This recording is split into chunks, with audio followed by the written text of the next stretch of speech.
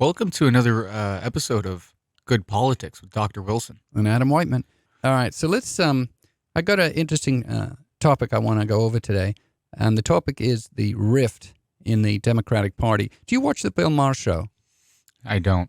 All right, so he had Michael Moore on his show last night, and or the last Friday, and it's a really interesting thing I want to talk about. It's a fight that's occurring in the Democratic Party, and what I want to do is describe three types of Democrats. All right, because I don't think people really understand this story. There are basically, if you're a Democrat, there's three types. One of them would be what I call the purist. And these are people who are very leftist in orientation, people like Bernie, people like Michael Moore.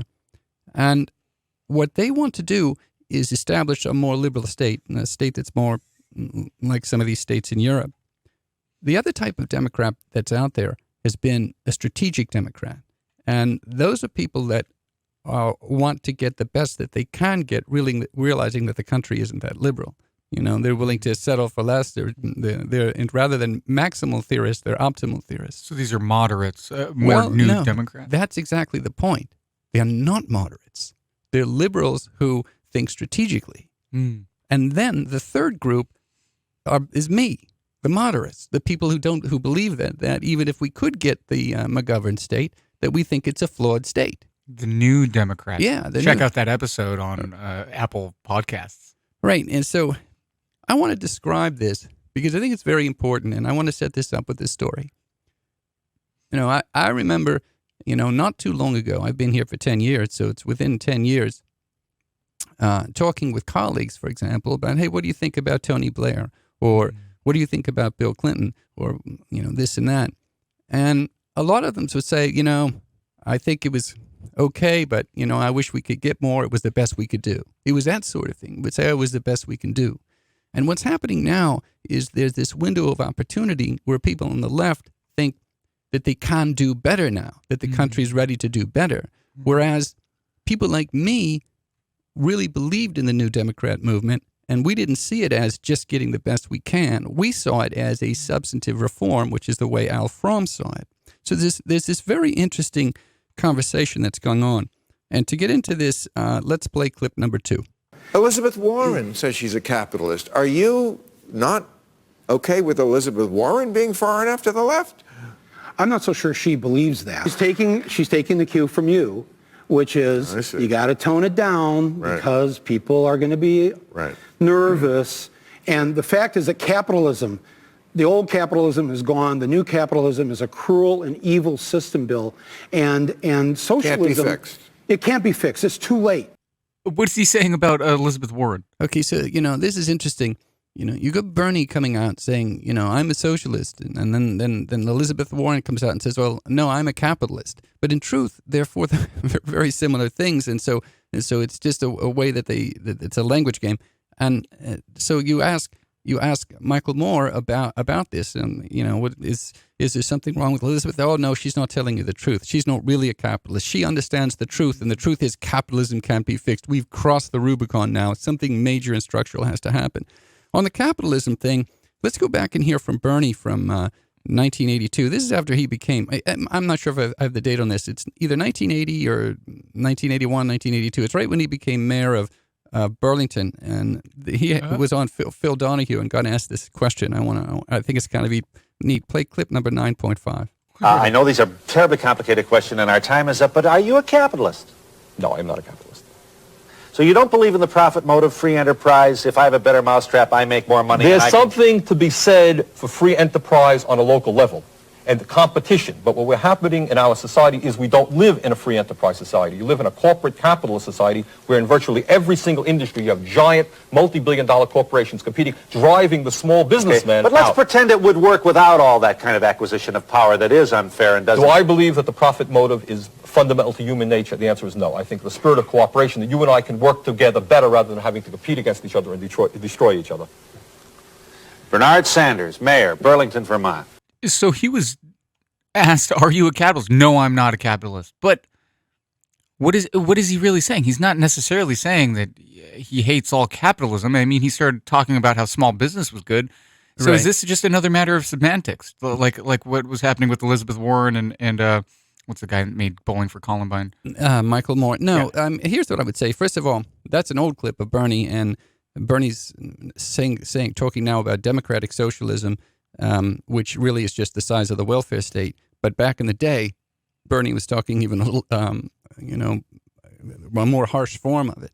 Right. And so, and it's interesting the way this goes. I'm only interested in how leftist ideology works. Well, here's what I'm interested in. I'll just put this right on the table. A lot of people think that this election is about getting rid of Trump. Well, I have to be very honest with you. I think it's about trying to keep very leftist people from taking over the Democratic Party. That wasn't what Bill Clinton settled this. When Bill Clinton came along, people who, like Michael Moore, what they did is they started playing offensive line. They would play a supportive role for more moderate incarnations. And this proved to be pretty successful. It won, I don't know, something like 7 out of 8 or 6 out of 8 national popular votes for the presidency, and it had a pretty good run. And we're going to talk about that in a second. But that's what I think is the actual issue here about what's going on inside the Democratic Party. Let's play clip number 3. He wants to make the Squad the face of the Democratic Party. I know one other person who wants to do that, you. Yes, we'll win. Of the entire electorate, not one of them has an approval rating above 25%. So you're making this up. They're not beloved, these people, because they don't believe in things that a lot of people believe in. Like what? When they called Nancy Pelosi a racist. They think they go too far, and I think they go too far. So who's the Squad? Okay, so the Squad is the 4 members of the House of Representatives who are getting a lot of attention for being basically the most liberal people. It's AOC, it's Omar, Rashida, and I don't remember all of the names. I apologize for that. Gotcha. But when someone like me sees this group, I mean, I don't say, oh, there's the Democratic Party, there's the face of the Democratic Party. What I say is, okay, there's our liberal wing, there's the offensive line. I don't say it. I don't think of it like that. You don't have the offensive line playing quarterback. Would you describe the Squad is like the principalists, the purists? Yes, of the Democrats. Yes, the ones who and look at it this way. Michael Moore is the type of Democrat who we used to call McGovern. All right, so you had. And McGovern was the Bernie Sanders of the day. Right. So they should give you a 1 credit course for having to listen to you. I mean, you're becoming this is your politics class. You're doing great. All of our listeners are learning to do. Yeah. But look, you have this progressivism that came along in the 1900s, and it established the New Deal state, and that's what I want to call the first state. Okay, the New Deal comes along. There's a social safety net. Social Security is created. Okay, so that's the first state. The second state that comes along is the Great Society, because we wanted to do more, have the second installment, wanted to, end poverty and do a lot of things that would create a great society. And who would create it? The government would do that. And then that wasn't enough. And so McGovern was going to represent the third installment. Basically, Ronald Reagan put a stop to that. And what the third installment is getting to the what I would call the democratic socialism. And again, all that is where government is going to take about 50%, command and control about 50% of the economy and start doing more things. Let's listen to number 7, clip number 7. Social Democrats of Europe believe that there should be a system where people are taken care of, that there's a safety net. If you fall between a crack, there's no crack, and they try to. And they have a lot of problems in Europe. France is always a mess. No one's working. Everyone's on strike. Yeah, everyone's pissed off. Everyone's striking. In Italy, it's $1,000,000 lira for $1. And we've heard this stuff all our lives. But it's true. It's the other side of the story. Did he say the truth is it's a great thing? Well, what was the argument? The argument there, the argument is what we've talked about before.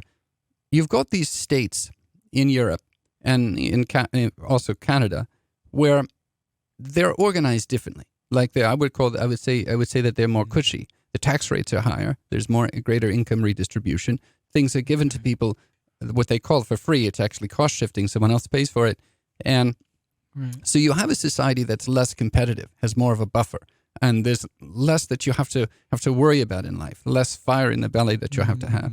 And so, like, basically, if you end up poor, you're not going to starve, but... Well, I mean, no, we have poverty programs here. You know, it's things like that the wage is livable, that you get guaranteed annual income. You know, there's the government provides quite a lot.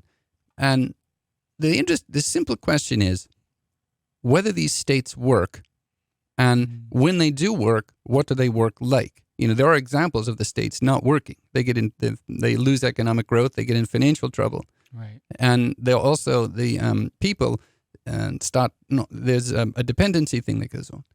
All right. So, and this is what he was talking about with France. You know, France has economic growth rates that are very, very low, and it's not really, the state isn't becoming more powerful as a nation state. Yeah. And so even when these kinds of systems do work, and there are examples of them working, even when they do work, and I think this is the most critical thing, even when they do work, they don't do the kinds of things that a nation state like the United States does on the world stage.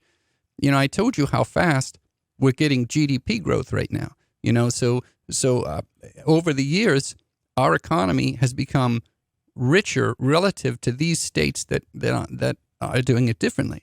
And this leads to a greater military industrial complex. It leads to greater military technology, which gives us a better presence on the world stage. It also allows us to go into space more than the others do. You have the self-driving cars. You have the exploitation of the natural resources, coal, oil, and gas, which again creates a different issue. There's an environmental debate, but nonetheless, you can see right now with the United States being energy independent, that all of a sudden when someone messes with the Saudi Arabian oil fields, there's still stability in the market. Okay. So there's this, America basically, there's a relationship between the kind of economy and state that America is and its presence in the world, you know, what it can do as a nation state. We're going to see more innovation in America's system rather than France, where they might have spurred innovation because there's so many social cushions. Yes. And that creates, if that's true, and again, what we're for is discussion, right? We're not. I want to say to you, we're very open to counter perspective here. All right. So if the thing I want to say is this is important. If what we say here is true, that the long-term prognosis for even a successful state as a socialist state, the difficulty would be that it might be great for the generation living now. You know, the people who get their increase or get extra benefits or get you know, they'll feel great. But what about the generations to come, the future generations? What kind of world are they going to live in? Is the medical technology going to progress less? Is there going to be the newest drug not going to get here? Is the next innovation not going to be here? So what the New Democrats thought was something very simple, that what Michael Moore and these people want, it was philosophically flawed. We could have your cake and eat it too. That's what I saw the New Democrats to be. They were cake and eat it too Democrats. You could have a Democrat who was reasonable toward the billionaire class, reasonable toward the business class, reasonable, could get economic growth, had a program for economic growth. It was different than the Thatcher-Reagan program. We have a program for economic growth, but we liked economic growth. You know, if economic growth was high, we didn't say, well, it's all going to the billionaires. You know, we said, okay, so maybe there is a distribution. Maybe the distribution isn't great, but we still are getting good economic growth. Right. You know, and like Michael Moore says, capitalism isn't fixable. Since when? Right. You know, I mean, basically, what are we talking about? Getting rid of Citizens United here as a case decision? I mean, will it be okay then? I mean, it was okay before that, wasn't it? Can you touch on Citizens United real quick? What exactly happened? You know, this allowed corporations. We have this thing called the United States Constitution, and every now and then the Supreme Court will declare something a constitutional right. And when they do so, they take this thing out of democracy.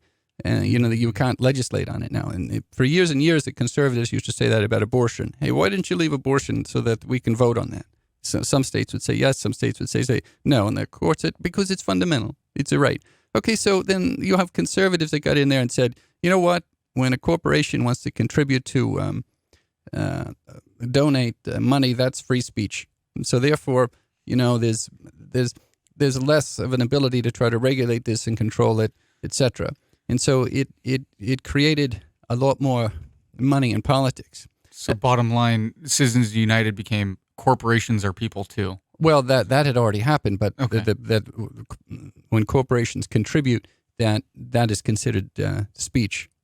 Now, the thing about it is, the one thing I want to say is a lot of times the people on the left have this governing elite theory, that they think that just because there's money in the system that it's bad. People like me don't worry about the system so long as there's money on both sides. The Democrats very often outspend Republicans. People don't know that. I don't have these stats in front of me. We're going to do a campaign spending show very soon.